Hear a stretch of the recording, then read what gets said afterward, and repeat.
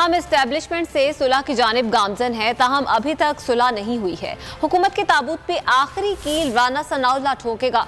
मिफ्ताह इस्माइल महंगाई करके बेशर्मी से हंसता है।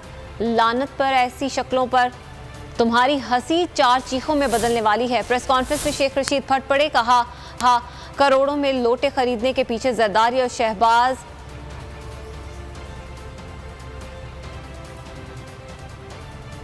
को दफन कर दिया आसफ जरदारी ने लक्ष्मी चौक में। अब दो भाइयों को लड़ाने आया था, उसका काम ही ये है। मौलाना फजलुर रहमान साहब जो हैं वो अपनी जेब से माल नहीं लगाते, और आसफ जरदारी ने सारी हराम की कमाई पहले इसलिए इकट्ठी की थी कि वो नवाज शरीफ का मुकाबला करना चाहता था पैसों के जोर पे। आसफ जरदारी के आपके साथ चेहरे देखें, वही हैं जो उसके इन्वेस्टर हैं, जिनके पास मनी लॉन्ड्रिंग का माल है। नैब के कानून से डर की खातर ये इन्वेस्टमेंट कर रहे हैं कि इमरान खान, परवेज इलाही को पीटीआई सपोर्ट कर रही है। जब पंजाब भी निकल गया तो फिर इमरान खान का रास्ता कौन रोकेगा जी? और ऐसे हालात में एक मकबूल लीडर की जरूरत है, एक चोर लीडर की जरूरत नहीं है। $1 बिलियन IMF की खैरात के लिए सारी कौम को हमने नेज़े पे लटका दिया। सो मेरी इल्तमास है कि सुप्रीम कोर्ट मुदाखलत करे और इस मुल्क में अर्ली इलेक्शन की डेट के लिए जैसे हमारे खिलाफ एक सो मोटा फैसला आया था, ये भी आए। सुलह अभी हुई है या नहीं हुई है, हम सुलह की जानिब गामजन है, अभी तक नहीं हुई।